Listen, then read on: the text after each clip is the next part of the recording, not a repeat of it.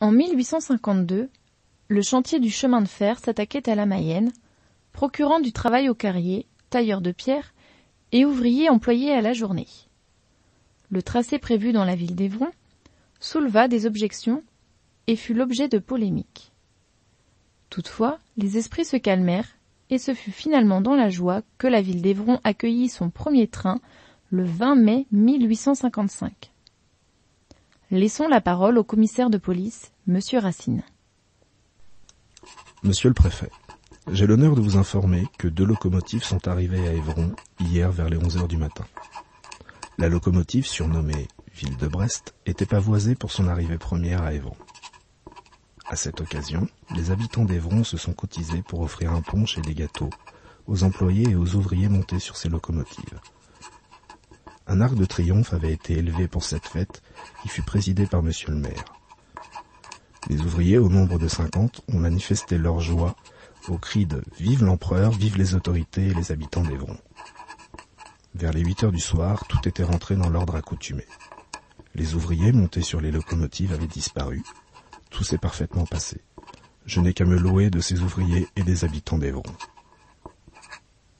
Commissaire de police Racine, 21 mai 1855.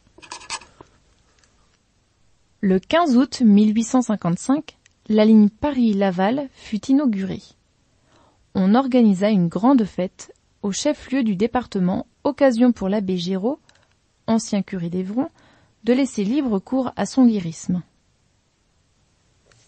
Bénissez, ô mon Dieu, ceux qui ont dirigé avec une louable intelligence la confection du chemin de fer que nous allons voir fonctionner sous nos yeux. Bénissez les pauvres ouvriers qui nous ont procuré, aux dépens de leur fatigue et de leur sueur, le moyen d'accroître nos richesses et d'élargir le cercle de nos jouissances. Bénissez tous ceux qui confieront leur vie à ces redoutables machines et préservez-les des malheurs qui pourraient devenir funestes à leur corps et surtout à leur âme. Bénissez ces rapides convois et ordonnez qu'ils servent non à communiquer au peuple des doctrines de désordre qui précipiteraient la ruine de la société, mais à éclairer les hommes sur leurs véritables intérêts moraux et religieux, et à les unir dans une fraternité universelle par la communion d'une même foi et d'une même charité. Le chemin de fer mettait Évron à 53 minutes de Laval et à 7h07 de Paris, au lieu de 6 jours en voiture à cheval. Très rapidement, le trafic va se développer.